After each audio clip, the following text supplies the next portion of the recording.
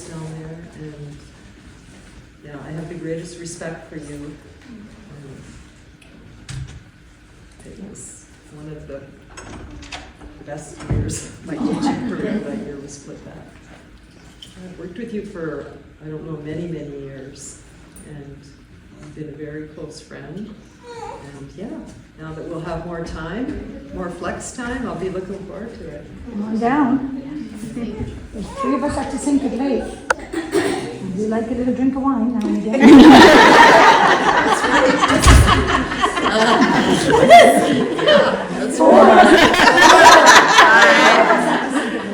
Cheryl's on to think it. This is sounding like a party. You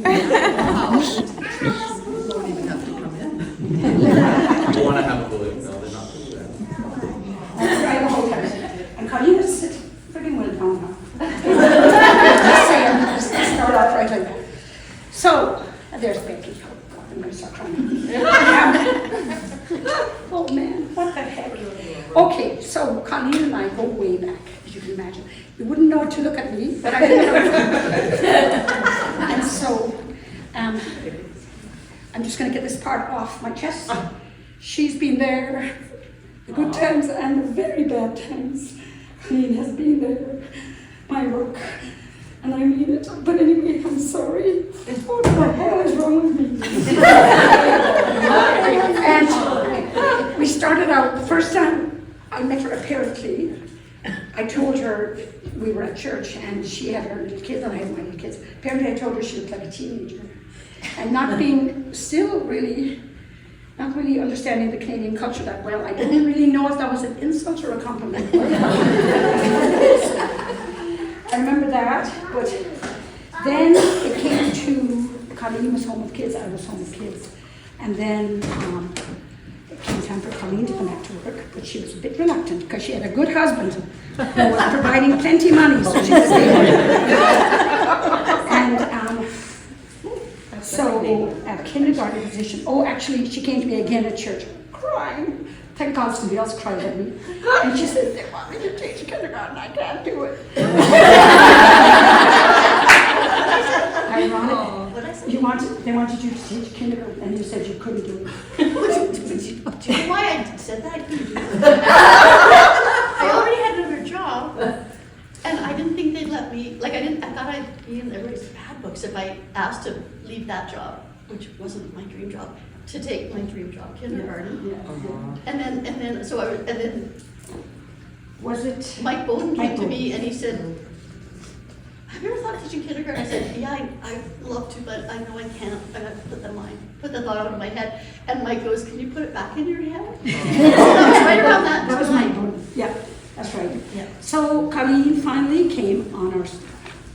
And she was on our staff for a year, and then she was off our staff for a year. And then she was on our staff every single year for how many years, Colleen? Like 4 or 5. She got a going away gift because she was laid off. And then back again. That's hard to stand I remember she came to work first day in September, whatever it was, September, had a little class, and then suddenly, oh no, sorry, Colleen, you're going home again. She was laid off again at the first, in the 1st of September, and we all wound up with 30 kindergarten kids in one room, and it was crazy. Anyway, eventually after a year or two, you got your job back. So the thing was, we've been around for so many different methods of teaching, haven't we? When I was home with kids, it was whole language. Is there anyone here that remembers whole language? Oh yeah. Oh yeah. Everybody at this table. Heidi said she's moving to our table because it was a better demographic. Whole language was wonderful. It was great fun, but it had its moments. And so then before that it was 3 hours. Do you remember that, Heidi? The 3 hours, reading, writing, arithmetic. And there was a program for everything. Then it went completely the opposite to whole language. Colleen was there for the end of that. I think both of us came in at the end of that. And then we started on with so many different initiatives. It came on with phonological awareness, right? Fetal alcohol syndrome, relationship, what did they call that? attachment theory. And we, right, she's laughing. We went for it. We went for it. Colleen and I went for it. We were so excited by all those different new things that we were learning about teaching. And they all still are a part of the deal, I think, right? Attachment, Gordon Neufeld, and just a little aside on Gordon Neufeld. I did a big paper on the attachment theory in my master's, and I remember every time I had to write in, you know, the stupid thing where you have to write in the name and every flipping thing, I would write in Gordon Neufeld, and then there was this weird name beside Gordon Neufeld, Gabor Mate. Like, why do I have to write this? Come on! Like, of course now Gabor Mate is the thing all around the world. But what else was there? Attachment. There was, so many different things. But the thing about Colleen is, first of all, she was up for everything. She wanted to learn how to teach those kids properly. And we went for it. We went for hook, line, and sinker. The thing that was different about Colleen was she could bring it together. The theory is one thing, as you all know in this room. The theory is one thing, but actually putting it into practice is a whole different step. But that's where her genius comes in. She would find a way, and you'd go in, and she'd have a beautiful little lesson that was designed with everything involved. She could synthesize everything, put it together, and work it. In the older days, we didn't have the amount of support we have now, really. And Colleen and I had a little word. Anyhow, Colleen has, she's come to be a complete expert in her field. And she's always been there for me, because we're total opposites. And when we did our masters together, Colleen took care of me. Colleen actually still remembers my student number. And I would go in every single morning late, and Colleen would have everything. Page 455. Really boring, really boring. Yeah. So I do have a master's degree, but about full 50% needs to be. And so I just wanted to share those things with you. It's a shame to lose her, but she's not going anywhere because none of us have gone anywhere. We're still here. And that's the beauty of teaching, is that we don't really have to go too far. So, Colleen, thank you. And on behalf of School District 91, I want to thank you for all the things that we did. There's 59 more stories I could tell, but thank you so much, and happy retirement. Okay.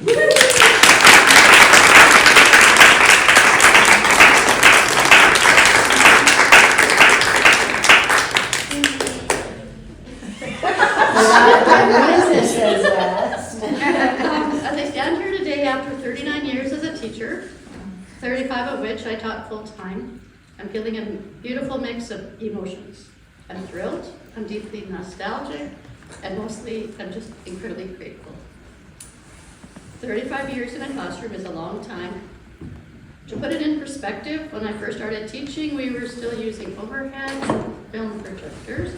I was actually the tech person. I got to order the films and return them. That's my tech background. Now we have used sonic monitors, computers, the internet, on and over the years, similar to what Marion was talking about, I've used many different report card formats. No, I'm learning update and survived countless curriculum updates. No, I mean IRP updates. No, I guess we're back to curriculum updates again, right? Yeah, I'm done. But through all the fashion trends and technological leaps, the constants have always been the same. The buzzing energy in the halls, the triumphs of a struggling student finally grasping a concept, and the unwavering support of my fellow staff members, many of which are here in this room. Thank you. My history of teaching in Burns Lake began with a 5-month maternity leave in Decker Lake Elementary School, which was then School District 55. It seems only fitting that 36 years later, I'm teaching the daughter of the baby that was born during that maternity leave so many years ago. And there'll be a prize for whoever can figure out who that is. I recall the thrill I had when I was awarded the kindergarten job teaching at Miriam Old Primary School, replacing my beloved mentor and friend, Ruth Youngs. Most of the good, well, not most, but a lot of the good ideas, especially the really kindergarten-focused ideas, I used her from her. It took a few years of packing up my classroom and then unpacking in the fall to gain my continuous contract. I actually had it down to a part. I had all my, like I have tons of children's books. They were all, I put them in those magazine boxes, and those fit perfectly into those paper boxes. So I just pull out the magazine boxes, put them on the shelf. Oh, time to leave, put them back in the boxes, and take them home. It's hard to believe that I'm now retiring from that position that I tried so hard to get for so long. As I step into this next chapter, I'm looking forward to a little slower pace. A dear colleague of mine used to say that he planned to retire when he was still enjoying teaching. I adopted that sentiment from him. So I'm retiring while I'm still enjoying it, but just looking forward to a little slower pace and just a more flexibility in schedule and holiday time. To all my fellow current and past staff members, thank you all for the memories, the love, and the privilege to work alongside each and every one of you.